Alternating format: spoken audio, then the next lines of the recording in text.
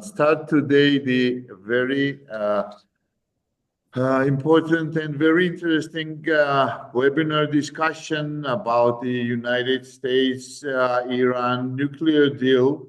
And I'm more than happy to introduce our speakers today. They are well-known experts and professionals in the Middle East issues, but I will still, in a few words, introduce them. Ross Harrison from the United States, senior fellow at the Middle East Institute and the professor of the University of Pittsburgh.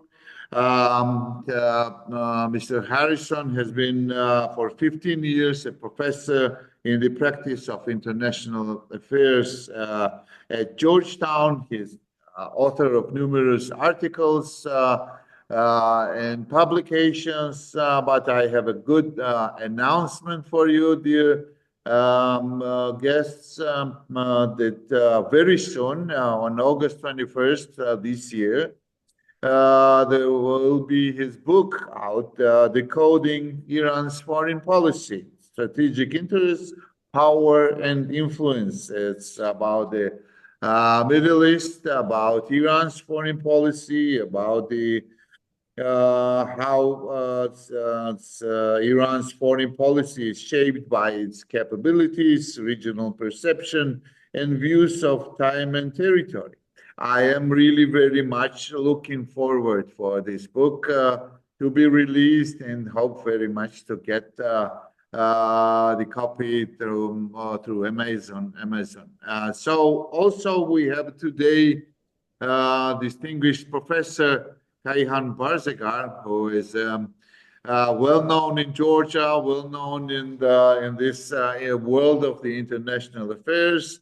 He is the professor and chair of the Department of Political Science and International Relations at the Science and Research Branch of the Islamic Azad University in Tehran. He is also a senior academic advisor to the IPIS and a member of the board of thinkers of Iran's Ministry of Foreign Affairs. Dr. Barzagar was a research fellow at Harvard University and a postgraduate research fellow at the London School of Economics. His latest book is entitled Iran's Regional Policy in Time. Gentlemen, welcome to Rondelli Foundation's webinar. I'm really very happy and honored to moderate today's webinar. We all follow closely, I'm sure, the developments, a real diplomatic drama in different direction in Ukraine, the war of Russia in Ukraine is and the diplomatic efforts of the United States, Europe, and Ukraine itself, and Turkey, of course, is underway. So it's the culmination could be on Thursday this week if there is a meeting in Istanbul.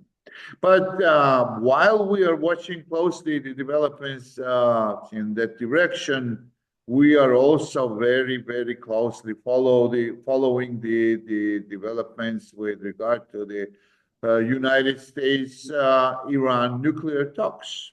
Four rounds have already taken place. The latest, all have been mediated by Oman. Three of them have taken place in Muscat, the capital of Oman, and one at the Oman embassy in Rome, in Italy, with the mediation. There were direct, indirect, and also direct talks between the sides. The latest talks have been evaluated by U.S.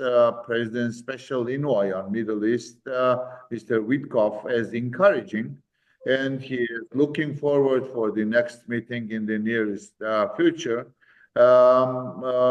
Washington sounds more optimistic than Iranian side. Iranian Foreign Minister, Mr. Arakchi, has evaluated the meeting as the difficult ones, but useful.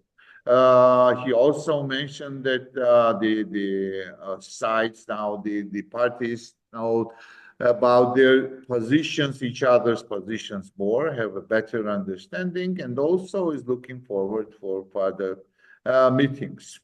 So I have really a number of questions to you, but let me ask first, Ross Harrison, what is your view? How you consider and how you see the developments and the negotiations? Where is it heading to? Is there a good chance for making a deal between United States and Iran this time? Yeah, first of all, it's an honor to be here with you, Alex, and with the Rondelli Foundation. My relationship with Georgia and the Rondelli Foundation goes back to actually Alex Rondelli back to 2002, and then I started teaching at GFSIS starting in 2012. And it's also an honor to be with Kayhan as well. We've met in person. In fact, I mentioned out to Alex that Kayhan, you and I were in Tbilisi, I believe, together in May of 2018 when the Trump administration decided to unilaterally withdraw from the nuclear deal. You know, one of the challenges in answering your question, Alex, is trying to get a fix on what's actually happening in Washington. I think it's safe to say that both parties have the will to strike a deal. The question is, there are constraints, political constraints, and then constraints in terms of understanding each other's positions. And one of the features of the Trump administration is a lack of message control. So when we're looking for signals and messages, one day we hear that the Trump administration's view is that Iran has to give up yield on its complete uranium enrichment program. Obviously, that's a non-starter for the Iranians. Those negotiations aren't going to go anywhere with that position. The next day, you hear from the same people that no, it's about dialing back Iran's enrichment capability so that there's a longer breakout period, so that which is similar to what we had with the JCPOA, which was negotiated, as you know, during the Obama administration. So I think there is the will. There are constraints and there are potential spoilers. You know, I think one of the differences this time in this round of negotiations, as opposed to 2012 to 2015, during the first rounds of negotiations during the JCPOA, is that you have regional players that are not necessarily working in concert. So in 2018, you had the Saudis and the Israelis basically pushing the Trump administration towards withdrawing from the nuclear deal. This time you have the Israelis giving that message, but not the Saudis. So you have all of these internal interests that are occurring inside Washington, and then you have the external constraints. One of the things that I think is interesting is that President Trump is now in the Gulf. He's in Saudi Arabia and heading over to the UAE, and they're going to be giving him a very, very different message than he's been getting from the Israelis. And as far as we know, he's not going to be stopping in Jerusalem. So that could be significant in terms of the message that the administration wants to give, is that they want to give the talks a chance. So I think there's the will to strike a deal, I think, is on both parts. Whether they have a common sense of the situation and a realistic sense of what it requires in terms of compromise, that remains to be seen.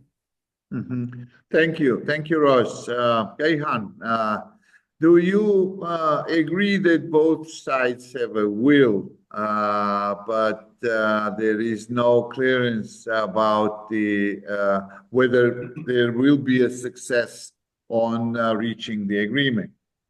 How is it seen from your position? Yes, thank you very much, Alex, and I thank also Randali Foundation for inviting me. I totally agree with Ross. I think both sides are determined to get to a deal. Of course, for Iran, lifting sanctions matters most, and I think based on that, Iran is ready to verify completely its peaceful, nuclear program. I think that Iran is ready to guarantee and very in verification. So this is important. As Ross mentioned, I think this time Saudi Arabia and other Persian Gulf countries are in the side of Iran because of the aftermath of October 7th and the Israelis' perhaps hegemonic behavior right now that somehow fear them. Of course, they have other reasons to closen their relations with Iran, and to that end, I would say that President Trump's trip to the region is a turning point. I've always believed that engaging Saudi Arabia will benefit Iran in getting to a deal with America. So this time, I think even the Arab countries are ready to encourage the U.S. president to go in that regard. And in the meantime, I think other great powers are ready to go ahead with that. China, Russia are interested to get to a deal somehow, which is beneficial for both sides. And even the EU is waiting to see how the U.S. Iran negotiation is going ahead. So my point is that both sides are determined to get to a deal, and regional, dynamics and situation lead them to that regard. And we have President Trump also in the U.S. that is interested to solve any tensions by its so-called strategy of peace through strength.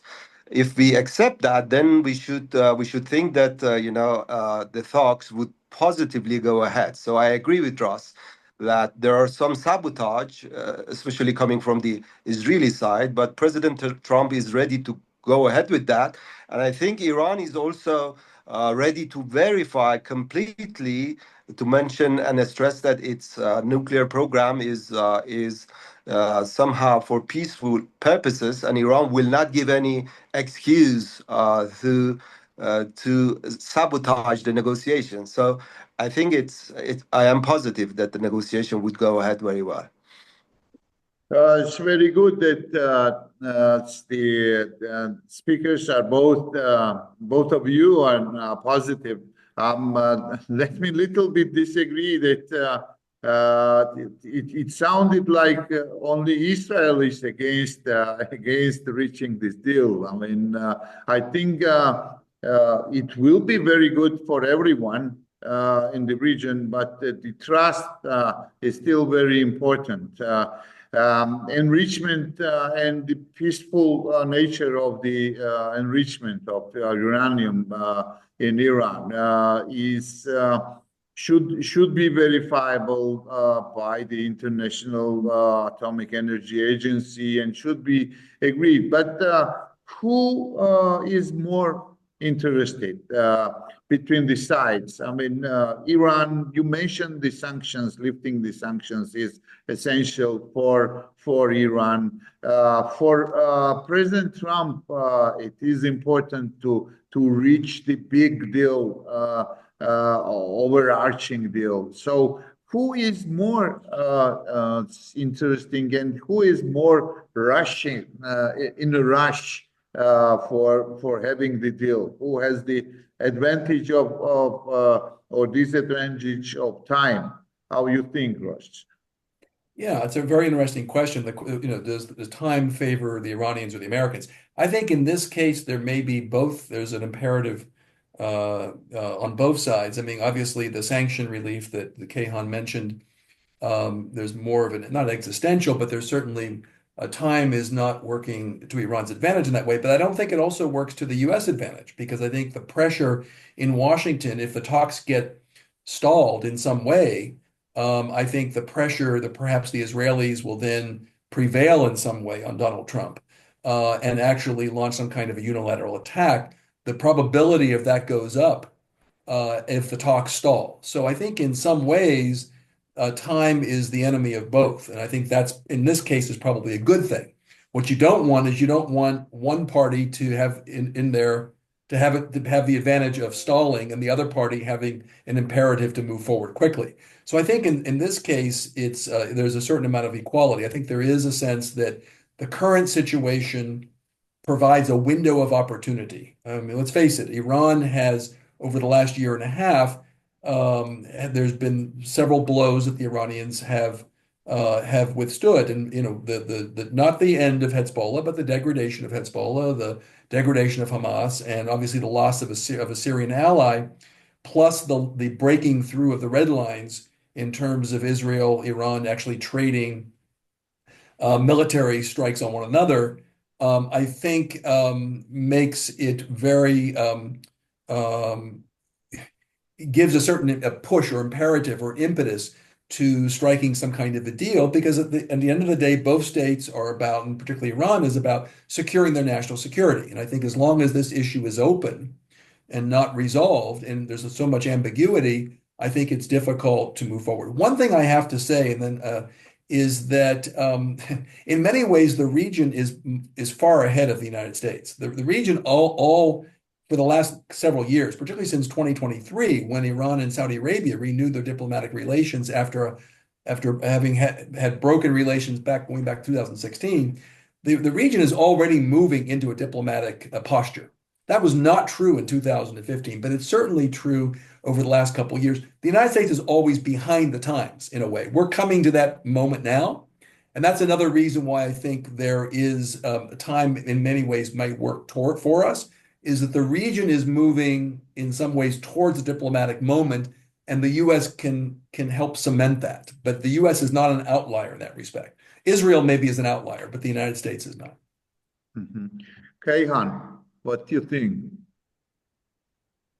I again agree with Ross, plus the fact that the regional dynamics has somehow encouraged the talk as well on the Iranian side. I mean, after the regional developments last year, after October 7th, something strategic happened in Iranian deterrent, defense strategy, and that is that Iran has focused on defensible border, shorten of the previous deterrent strategy, which was, counting on allied forces or partner forces, as Western analytics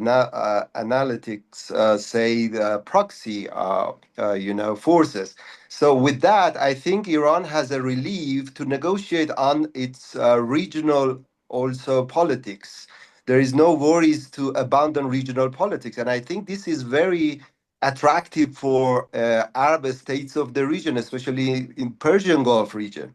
So in that sense, I would say that Saudi Arabia or other regional countries are relieved by Iran's new strategy, which is somehow neutralized in the region. That doesn't mean that Iran has been weakened at all, because Iran's military power remained intact, and Iran's defensive power remained intact, and Iran can do a lot in the region at all. But at the same time, I think Iran has reached to this understanding that it needs to revise theoretically its defense strategy and focusing more on its national border or defensible border. I think this has been very significant, as Ross mentioned, in terms of paving the way for talking with the US. I think Iran is ready to compromise its policy, not compromising, I mean, in terms of, somehow preserving its national interest, to talk with the US on the regional issues. Of course, missiles issue is totally irrelevant, because no countries compromise our conventional, deterrent power. But on the regional politics, I think Iran is ready to talk with Saudi Arabia, with the US, and that paves the way to nuclear talks. And that somehow benefits the regional Arab states to somehow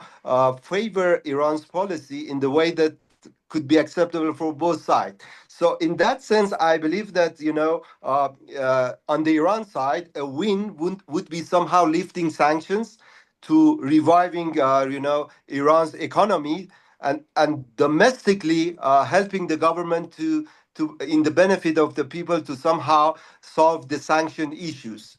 And for that, I think Iran is ready to verify completely its nuclear peaceful, program by giving the U.S. the opportunities to bargain, the entire strategy of negotiating power. I would say that this is a fact that Iran's enriching uranium to 60%, Iran's advancing its R&D, Iran's escalating tensions in the region, all of them were not to lead Iran's nuclear program to weaponization. It was a somehow negotiating a strategy for Iran, and Iran can give away right now, and that was key for Iran in that time. For the fact that Iran wanted in that time, when President Trump withdrawn from the JCPOA, Iran thought that in the next or future nuclear negotiation, what it would have, and therefore for Iran is would be easier to leave all those things, 60% uranium, 20% uranium enrichment, joining to the additional protocol right now. And by that, I think Iran is ready to verify its nuclear program. And that would give the US the hand to somehow process the negotiations. For clarification, I'm ignorant in the enrichment, enriching uranium details. But is it possible to reverse the 60% level to 3.67%? You can ship it. No, it's not possible. You can ship it out. Yeah. You can't reverse the what's enriched to 60%. You can't reverse that, but I guess you can ship it out and go back to stockpiles of only 3. Is that right, Kayhan? You can only, there's no reversing of the process. Yes. You can just change the stockpile. So that means that the only guarantee of having under control the 60% enriched uranium is to verify the highest standards of the international verification missions, right? Well, I think last time there was a process by which the more highly enriched uranium was shipped to Russia. I'm not sure what the talks are today, but if you have, Kayhan can clarify this. My understanding is if you have a stockpile that's above, let's say 60%, the only way to roll that back is to basically ship that to another third party, and then your own whatever's enriched going forward would stay at that 3.5%. You can't reverse. I don't think you can convert stock of 60%, take it back to 3.5%. But I'm not a nuclear expert. Maybe Kayhan can clarify that. No, that's true. That's true. If there is going to be a deal, that 60% amount of saved uranium could be transferred to Russia, could be transferred to America, somewhere else, if there would be a guarantee for a deal. It cannot be reversed, but Iran is interested to keep its 3.73% uranium enrichment. That's what Iran wants. That doesn't mean stopping Iran's nuclear program. Okay, so if I understand correctly, the compromise from Iran in exchange of lifting sanctions could be the transfer of the enriched to 60% uranium to other third party, to Russia, and to retain this enrichment level at 3.73, as you mentioned, right? Yes. And, even it could be. Yeah. Yeah, and no, even it could be delivered to the agency. I mean, the IAEA inspector, it could be delivered. So it's a matter of compromise. Okay. So, but you mentioned the verification, but not Iran at no price will give up its peaceful nuclear program, right? That's true. Okay. So that's true, because there is a reason for that. That the reason is that the history of Iran's nuclear program is supportive of Iran's nuclear activity, peaceful activity. It's a 55 years nuclear program, and it has enjoyed several, plants, enrichment plants, and several thousands researchers, young researchers, and with a sophisticated organization. So it's not Libya model that could be reversed or stopped easily. Okay, so now this sounds good for both sides, I guess, but still, what if let's project it? What if the negotiations protract? Or even worse, what if the negotiations fail? What will be next? What should be next? What could be next? What could be the US reaction? What could be the development? Should we see and expect the escalation in the region? Ross. Sure. We've seen with President Trump, his attention span is relatively limited. So I think his frustration level, his tolerance for protracted negotiations. Remember, if you go back to the JCPOA, it started shortly after President Rouhani came in, I believe in 2013, and there was a protracted process. There was an interim agreement called the JPOA. That was an interim agreement, and then later it became the Joint Comprehensive Plan of Action, the JCPOA. That required a lot of painstaking negotiations, and it wasn't just between the United States and Iran, it was between the United States and our allies and in Europe, and also China and Russia. I don't see this administration having that kind of tolerance for protracted negotiation. So I think the risk is that if this round, what we've seen is every week they seem to meet either in Geneva or in Oman, in Muscat, Oman. I think the risk is if this gets too protracted or they break down, that the administration starts to wash its hands of the negotiations, and then the Israelis have gained the upper hand at that point. So I think the risk is really the real risk on the U.S. side is that this administration does not have a clear idea of how difficult these negotiations can be and how difficult, unlike a real estate deal, these negotiations require a lot of technical detail and technical negotiations. And so the risk is that the administration reach its point where there's no success.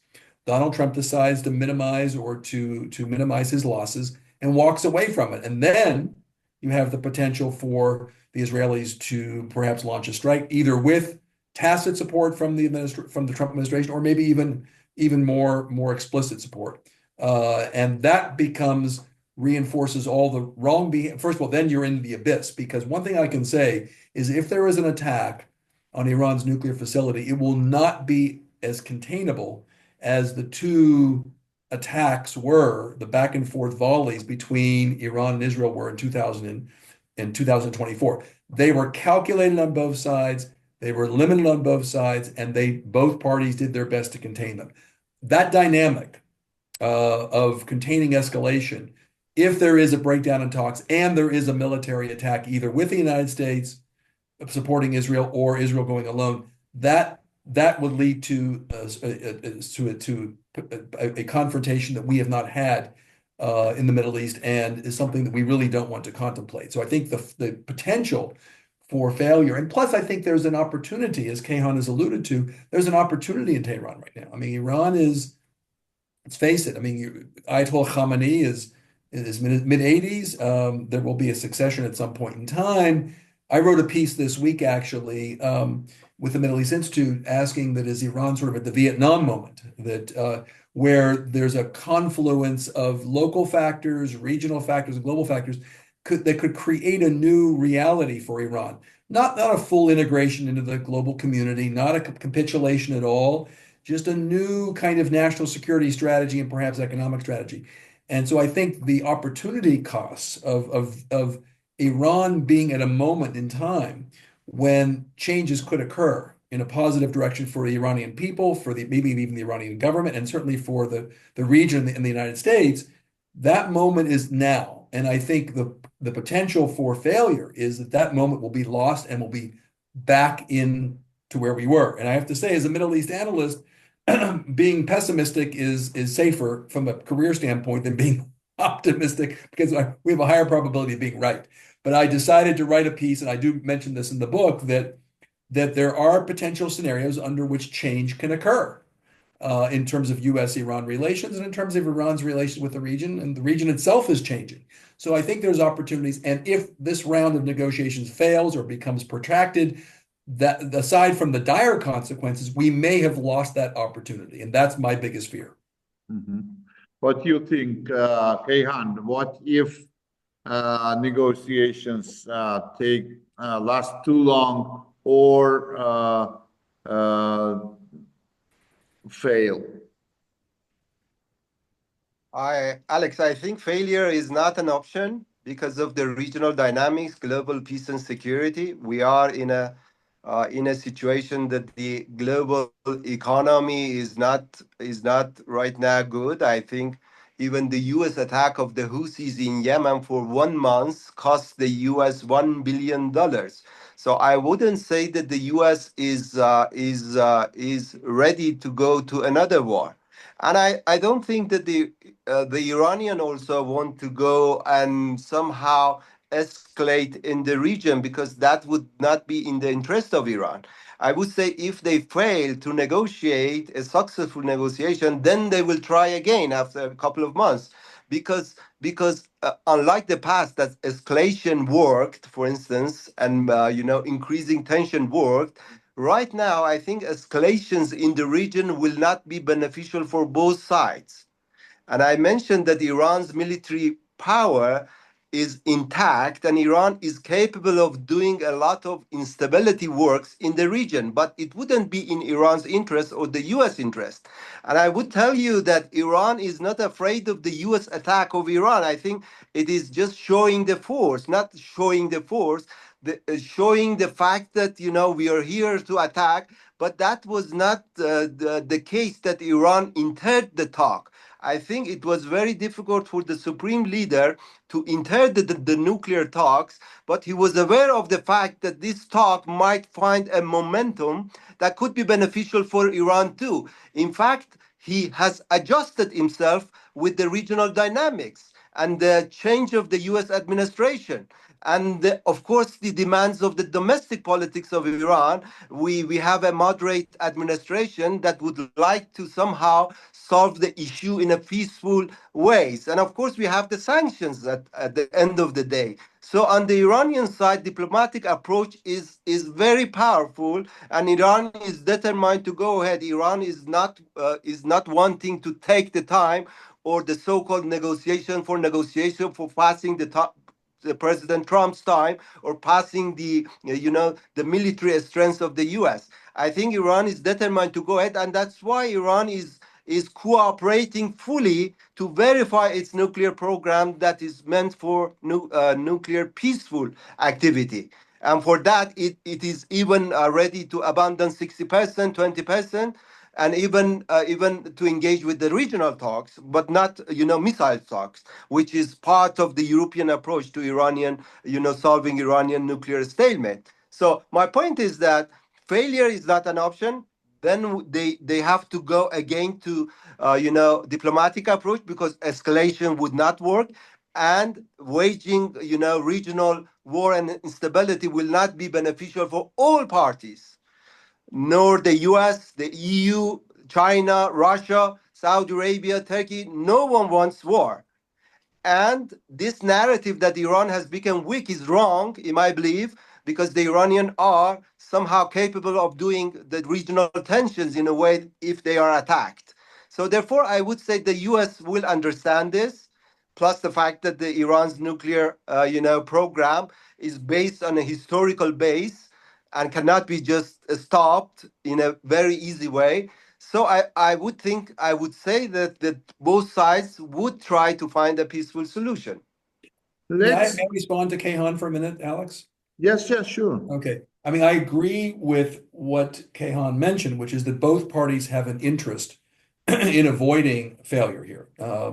But that's been said, being failure not being an option is, I'm not sure that I necessarily buy that, because I don't worry about the Iranians stalling for time. I don't think that's an accurate description. I think, as we talked about, stalling for time means that time is on your side. And I don't think time is on the side of either Iran or the United States right now. So I agree in principle with what Kehan mentioned, but I think we're dealing with an administration here in the United States that does not necessarily have their full act together. We've seen that with respect to the Ukraine. We've seen the capability, the fact that the Trump administration has basically compromise the muscle of the United States in terms of our diplomatic capabilities and so forth through the internal attacks on our bureaucracies. So I think the fact that even though I believe that that Donald Trump wants to strike a deal, I worry more about the fact that, number one, multiple influences on his attention, his time, and on his opinions coming from the Saudi. They're getting one message from the Saudis and one from the Israelis. And the longer time goes on, I think the attention span of this administration, I'm not worried about the attention span of the Iranians because they're dialed in here. I'm more worried about the attention span of this administration. And if failure, remember the other piece that I think we haven't talked about is that the Trump administration will be very sensitive to a charge that a New Deal doesn't accomplish anything more than the JCPOA did. Because remember, he walked away from the Obama level deal. So in terms of the optics, he has to, in his mind, get something that he can sell as bigger and better than what Obama delivered. And that can become difficult. So I think even though failure is not an option, it's not a good option. Doesn't mean that it's not an option. And we have to plan for the eventuality of what that might look like. And Kayhan mentioned, well, if this one fails, then there's another round coming a few months later. That may be true from the Tehran side, but I'm not convinced that that opportunity would present itself a few months later from the U.S. side. And that's my fear. It's hard not to agree with you, Russ. And I believe that, especially in light of the recent news coming from Riyadh, Saudi Arabia, that President Trump and the U.S. delegation will get the huge mega deals with Saudis. It's about that Donald Trump is looking for $1 trillion to be invested by Saudis in U.S. economy. There are talks about $600 billion defense, artificial intelligence, space, energy security, and energy cooperation. It's all on the table. So we'll see the big deals reached in Saudi Arabia. So he will be now in advantageous position, by reaching this mega deal. And I am afraid it applies what you said, Ross, to Ukraine-Russia negotiations as well. If there are the indications that if there is no speedy solution and no agreement on the ceasefire, U.S. could walk out of the negotiations. That having been said, I think he'd love to fly his new Qatari $400 million jet into Imam Khomeini Airport at some point. I think he implied that he'd be willing to go to Iran. So maybe there are some positive. I'm joking, but yeah. So. There is the share of the joke in every joke, but the remaining is the truth. Well, if we don't laugh during the Donald Trump era, we'll cry most of the time. So I'm choosing to laugh a bit here and there. Yeah, how serious, how strongly it could affect the region? You mentioned, both of you, number of times the regional dynamics, regional development. How the reaching or not reaching the deal would affect the regional cooperation and regional dynamics. Let's pretend that there is a deal. So should we expect the improvement in Arabic countries' relationship with Iran? Should we expect the totally new page in U.S.-Iran relationship? None of us is very naive. We all want to have peace and being optimist. But how far should it go if the agreement is reached and the deal is done? I mean, the most significant thing, or the most critical thing, is that we do not engage in any war. I think Iran and Arab relations is developing very fast. and this is determined with the fact that Saudi Arabia has its own mega plan of 2030, developmental plan, which needs and requires a stability in the region. And Iran is in developmental context as well right now, because the mood inside Iran and the people of Iran would like to have stability and peace in the region to improve economic, situation in the region. There is no hidden fact that Iran's economy has been under constraints, and people would like the government of Iran to engage with a peaceful solution. And that is the fact that is evolving in the region.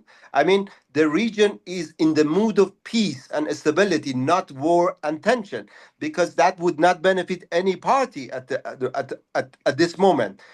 Iran is not an exception. Iran has never engaged in itself with the exchange of missiles with Israel, not because of the fact that it wasn't capable, but because of the fact that it didn't want to go too far and bring an increased tension in the region, and that because of the fact that it wouldn't benefit the regional mood of development. So I would say that the U.S. even should understand this turning point, this moment that the region is in favor of stability and peace, that the U.S. should seize the opportunity to go ahead with that. Every war and tension in the region will not benefit the security of the region, because the security is interlinked in the region, and it would be any failure of the peaceful solution for Iran's nuclear stalemate will lead to escalation in the region, and that will not be beneficial for any party, not China, not Russia, not the US, not Iran, not Saudi Arabia, not one single country. Of course, the Israeli might favor this development, because they have their own agenda. That agenda is to keep their monopolized nuclear weapon in the region, and of course, not letting Iran to be powerful, even not letting other countries to be powerful. I mean, if you look at the situation in Syria, for instance, the new Syrian government is working with Saudi Arabia, with Turkey. Israeli are against that, because they think that more increased Arab influence in Damascus will endanger the Israelis' interest in a way. So, I mean, for Israel, which is a special country in the region, no development, no, finding solutions would be beneficial. Perhaps they might be right. If I was an Israeli, might have thought that any development or in the size of regional countries' power would endanger the Israelis' interest, because they are a special nation. They are a special country. They might think in this way from their own perspective. But in other way, I would say that other countries of the region are in favor of peace and stability. And that is a strong region for getting to a peace and not getting to escalation or tension way. Yeah, I mean, I agree largely with what Kayhan has said. I think there are really, in some ways, two regional realities we've had over the last couple of years. One is exactly as Kayhan mentioned, is the region has been moving towards peace, at least certainly on the Iranian Arab side of things, and even Iran-Turkey side of things, been moving in a direction where there's a clear understanding that that the only real opportunity for growth for Iran's developmental needs, and also for the Saudi Vision 2030 needs, and the UAE and Qatar, they all have robust growth plans. The only way that can materialize is through some kind of regional cooperation, or at least the absence of conflict.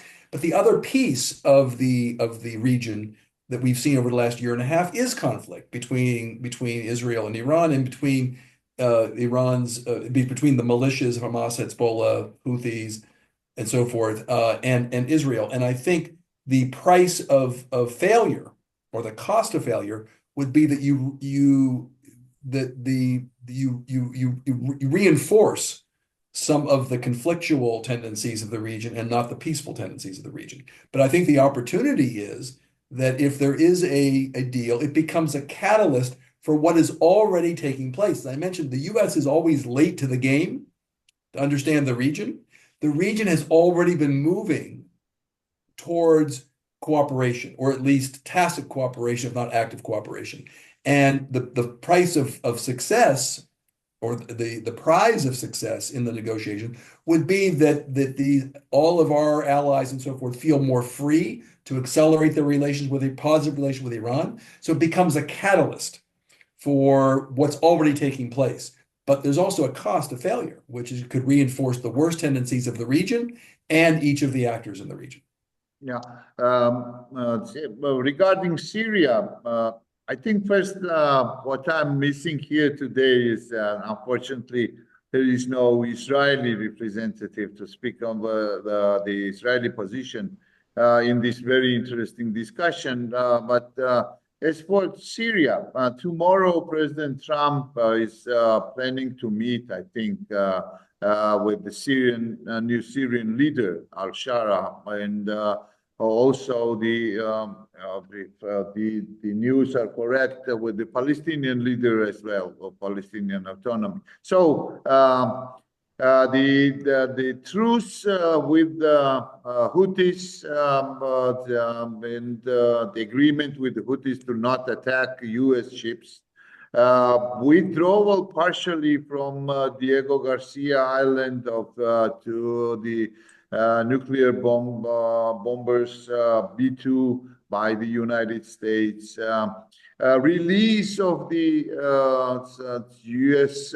Israeli citizen Alexander today. These are all positive signals and messages. But what about Hamas? What about Hezbollah? Will they also enjoy the developmental approach of the regional players if the deal is agreed? Would they give up their extremist and terrorist plans against Israelis, peaceful Israelis? Israel is also interested in having long-term peace in the region, I guess.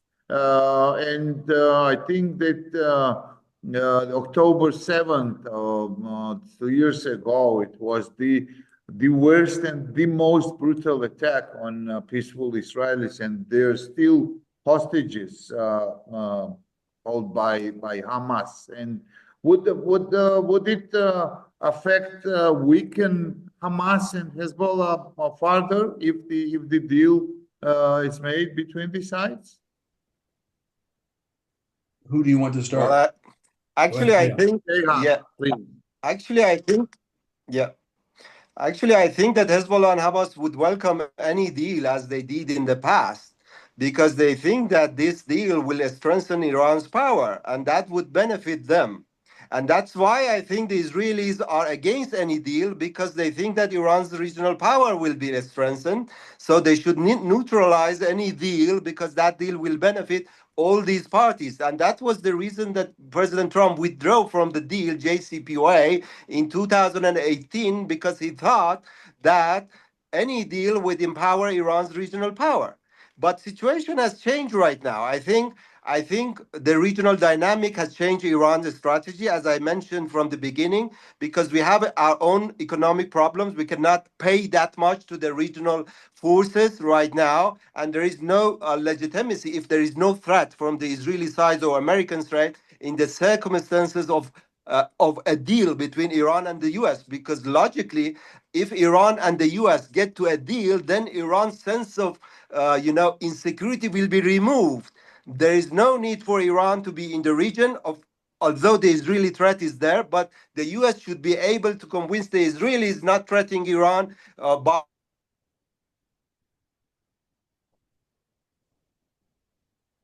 We lost Kayhan for a minute there. Yeah. Should I kick in while we recover for him? Yes, please. Okay. I hope he'll come back.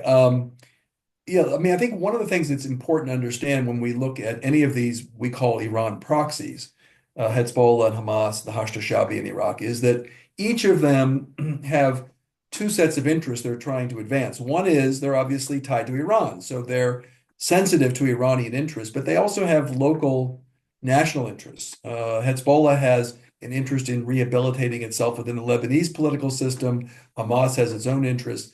So I think in terms of whether each of these actors have an interest in being a spoiler in terms of a nuclear deal.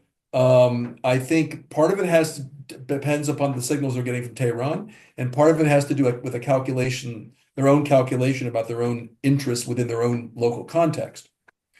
Syria is obviously a very touchy, very difficult issue, both for the Iranians and also for the Israelis and for the Arabs. I think it's positive that it's very interesting actually, because I'm sure the Israelis do not want. I did not know, Alex, that Trump was meeting with Shawa tomorrow. I think that's a positive development because I think Syria cannot move forward, even with commitments from the Saudis and from the Turks, without a removal of sanctions on the Syrians. So I think it's positive for Syria to be able to move beyond the current moment, but I think it's something also that the Israelis probably were against. So I think it's very interesting that the Israelis seem to be they were supporting Donald Trump, assuming that Donald Trump would be completely compliant or pliable in terms of their interests. And I think what they're learning is the Trump administration is sensitive to other actors in the region too, and they're getting very, very different. The Israeli interests were enhanced within the Trump administration the first term because they had the Saudis and the Gulf Arabs, the Persian Gulf Arabs on their side. But this time, I think the Israelis are feeling a bit isolated. And in some ways, that can be a positive thing in terms of at least advancing the Iran-US nuclear deal and possibly even some kind of rehabilitation for Syria. Sorry, Kayhan, you cut out, so I had to step in. Happy that you are back, Kayhan, with us. Yes, thank you. Yeah. You want to finish the idea? You've been No, interrupted. my point was that, the 2 points was that these forces would welcome Iran's nuclear deal, any possible deal, because they would think that this will strengthen their positions by strengthening Iran's position, and that will be, somehow negatively responded by Israel. The second thing was that Iran's deterrent strategy has changed, and that would pave the way for Iran-Arab relations. This is a new dynamic right now. Therefore, the Iranian position of regional politics has changed from defensive, forward defense to defensible border. That's completely a different strategy. So this will pave the way for new dynamics in the region. Yeah, I think the strategy goes back a little further. I mean, I remember meeting with former Foreign Minister Javad Zarif in April of 2019. So 1 year, just almost 1 year after Trump walked away from the nuclear deal. And I remember him saying that part of the strategy, Iran's strategy in the Persian Gulf, was to convince the Arab states that they could not hide behind the United States security umbrella, that they had to deal with Iran in a positive way. And then you had the Abqaiq attacks and so forth. And so I think the notion that Iran's deterrence is not just provided by its militias, but also provided by positive relations, diplomatic relations with the Gulf Arab states, I think is something that had roots even before the post-October 7th environment. But now it becomes more of an imperative for Iran because of the changed security dynamic after October 7th, and particularly after the compromising of Hezbollah, Hamas, and the collapse of the Assad regime in Syria.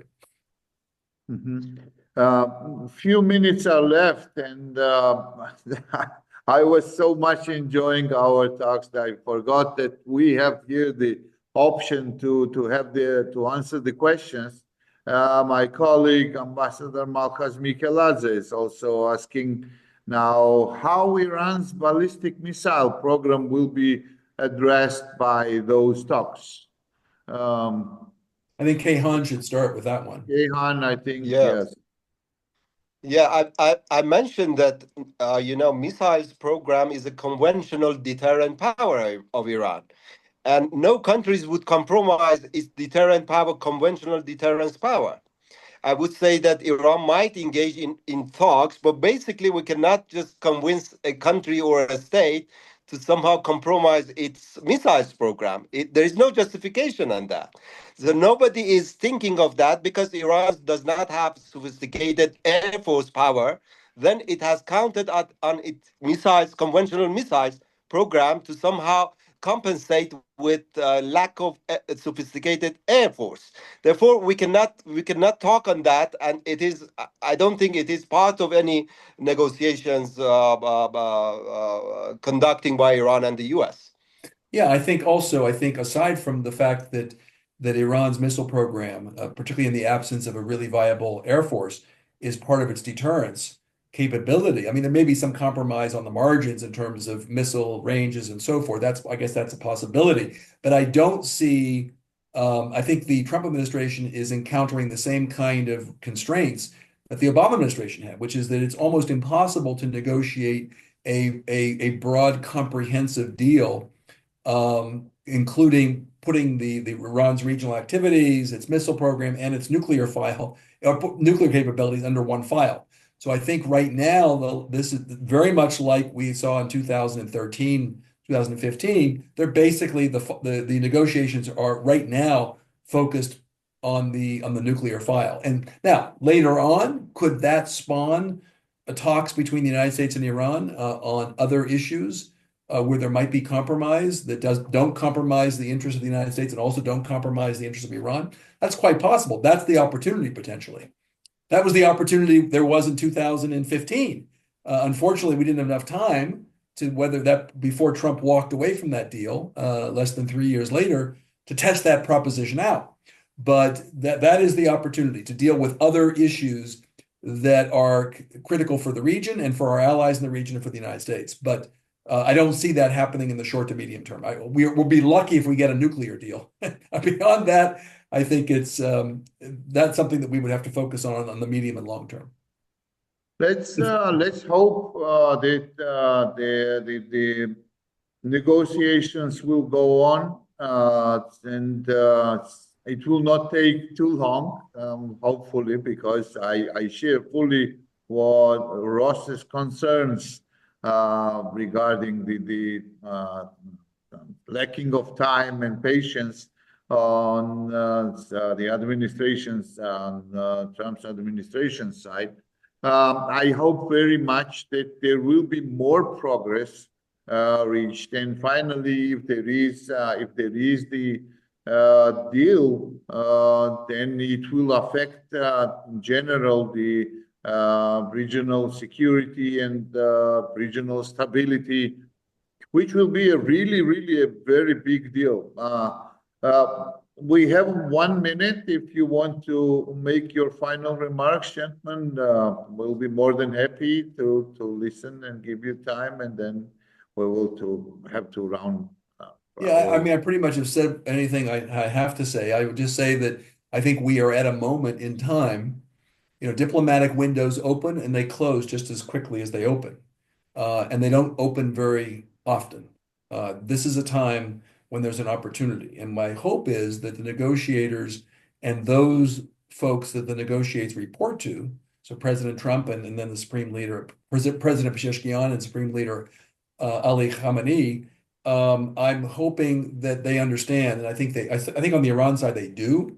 I'm less convinced that on the U.S. side that we understand that this is a propitious moment and this moment can pass, and that time is of the essence and there's a lot at stake here. So even though I'm trained to be a pessimist, I have to at least believe that when there's a common interest, there at least some probability of success, and I certainly hope that's the case for both my country and also Kayhan's country and for the broader region. Let's hope. Kayhan? Well, this is the first time the Supreme Leader himself is conducting the negotiations. And for that, there is a great deal of domestic consensus among all domestic forces to get to a deal. On the other side, we have President Trump himself conducting the situation. So two powerful leaders are somehow examining their strengths. Therefore, there is a positive moment in that to go to a kind of deal because both leaders are somehow interested to get to a deal. So I think this is a positive moment for both sides, to resolve their long-term conflicts and tensions in the two sides' relations. On this very positive note, so let me finish our very insightful, very interesting discussion. Look forward for further discussions. Hope to see you soon, gentlemen. Thank you very much. I appreciate your time, your sharing your views with us, with our participants, and hope to see you soon. In more peaceful, in a better, stable, secure world, including Tbilisi. Thank you very Thanks much. to you, Alex, and thanks also to you, Kayhan. Thank you, Ross. Goodbye. Thank you. Bye-bye.